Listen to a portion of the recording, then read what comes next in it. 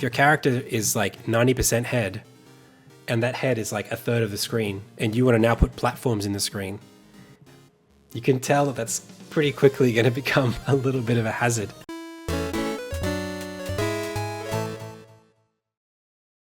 Character.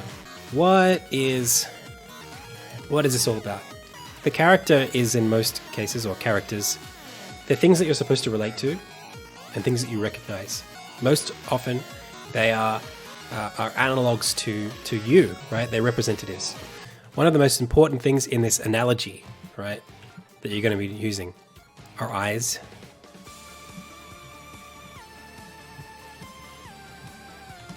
Eyes are like the thing.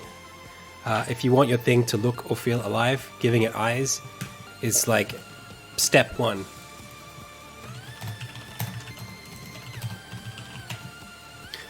And eyes can do, basically they can take this formless mass, right, and turn it into a character. Immediately you have a personality that you ascribe as the viewer to what this thing is and what it likes and what it does and how it feels over this thing, right? It's crazy how a couple of eyes and a smiley face can basically create a person in your brain. Understanding the basics of what makes something relatable, that's where you're going to start from. Now, if we're talking about a main character or a player character, the same principles apply when we talk about UI and pixel art, effective pixel art in general when it comes to communication. These are still really, really important concepts. Contrast, salience, selective color. So what exactly is going to make your character stand out on the screen in contrast with everything else?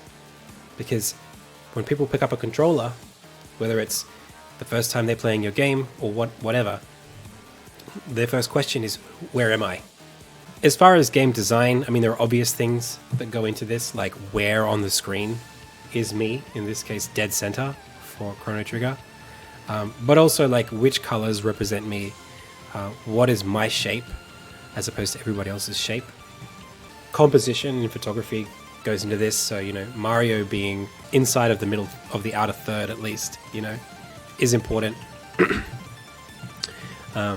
But color is as important too, and then creating an effective character it's super obvious which factors you would highlight and accentuate when you have a situation that's limited, as pixel art is.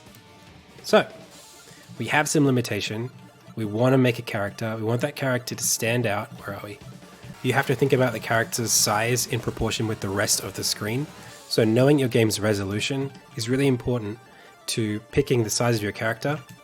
Also, it's really important to note what kind of game you're actually making your character for. Is this an action game? Is it a platformer?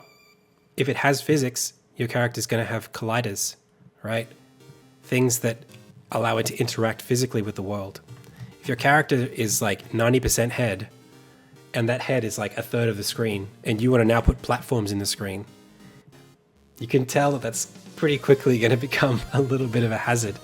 So straight off the bat, you want to give yourself obvious bounds within which to create a character that are based on constraints to do with your video game. Now, again, this is not about like me recommending a resolution for you, for your game, but it's about understanding the constraints that went into character design in the history of pixel art, and then moving forward. So you might then, you know, apply this to your game, which you probably would be going for something like 640 by 360, or half of that, or double that, or whatever it is, because you want to make a game that's going to work on HD monitors. But in terms of like understanding these constraints, I think this is probably a good place to start, because there are so many examples of games that were built on these restrictions. Think about like the basics of how this will be constructed as a scene. So like, obvious thing might be ground in the lower third, if it's a platformer. You might have sky, upper 2/3. Maybe you want to stick around this size, right? You want to be able to see a clear amount above and below the character. Now, you've got a pretty reasonable amount of space here to work with. If we dial this back opacity wise, then you can see we're kind of almost at this 16 by 32 mark. So I always try to, out of not reverence, but like, it's kind of like convenient if you can stick within, if you're making like a tile-based game, for example, if you can stick within 1 tile wide of your character, then having tiles that are 1 tile wide, it's going to make sense, right? The character will fit nicely. It's one of those things that will go down easily. So you can have your character be like, say, this big. I would consider maybe you could go 1 tile bigger in both directions. It's not a hard, these aren't like hard rules, right? But they're good starting points. So let's go with this size, right? For the actual dimensions of the image that we work within. But actually the character will be more like this, right? I think that's pretty reasonable. So now we can just take this character, once we've decided that, and ultimately, just another side note, if you're making a video game, please, please, please, do yourself a favor and prototype the game before you jump into necessarily the sprite for the character. You can do sketches and concepts of the character that aren't going to go into the game to give you a better understanding. But if you're going to put like pixels to screen, know that the dimensions that you're going for are going to work. Don't like start at some resolution and then try it out in the game and go, oh, that doesn't work. Because if you've done the full animation suite for the character, it's too late. And actually, you know what? I'm going to keep it back on this. I'm going to keep it here so I can do some other stuff as well. And before we do this, like, this next part is kind of like up to you. You don't have to like start here in pixels. In fact, I probably recommend actually that like you do come here first and like just sketch some stuff, you know?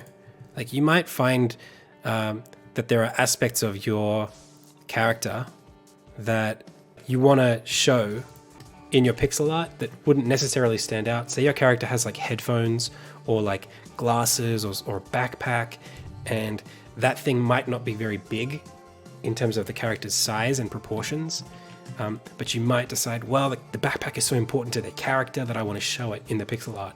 So it's really important to know like who your character is, you know, like before you necessarily go straight into the pixels. So very quickly, let's just say we're going to create a character, and our character is going to be this is for our 2D love game. And we're going to create a character who is a young girl. Maybe she's like 16, and maybe she has like a crush on the young pixel artist. No, maybe she has a crush on the guy who's like the goalie for the lacrosse team or something like that. I don't know. So let's give this girl some character. Who is she? She is, let's say she's an artist. Okay, so let's say she's got those glasses like we started with, and let's give her a really cool hairstyle, but that's also nerdy. So we'll go for like maybe pigtails. I don't know. Multiple guys. Well, one of the dudes is a lacrosse guy, but we're not going to be able to do the whole dating sim here in one episode, right? Maybe we give her the ponytail instead. Maybe like she's got like a flyaway kind of part. Maybe she's a little bit of a nervous type. I don't know. We'll see. We'll go side on really quickly. Go for the anime style, because why not? Low pony is smart, high pony is less intelligent. Is that how it works?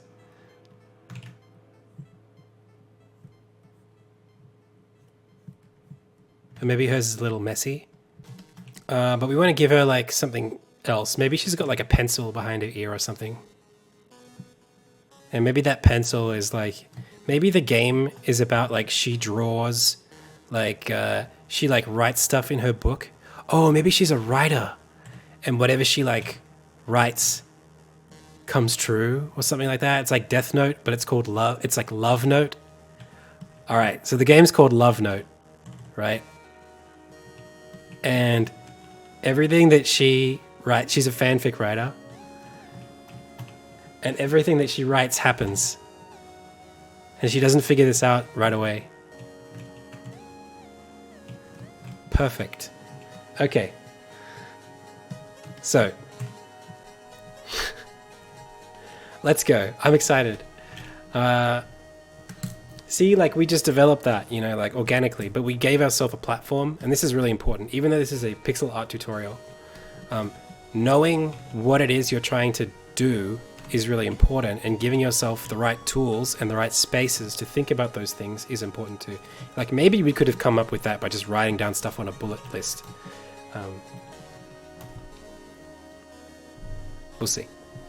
Hey pal, thanks for watching, and thanks most especially to the patrons and Twitch subs who support this channel and my game dev project Insignia. To find out more, click the links in the description below.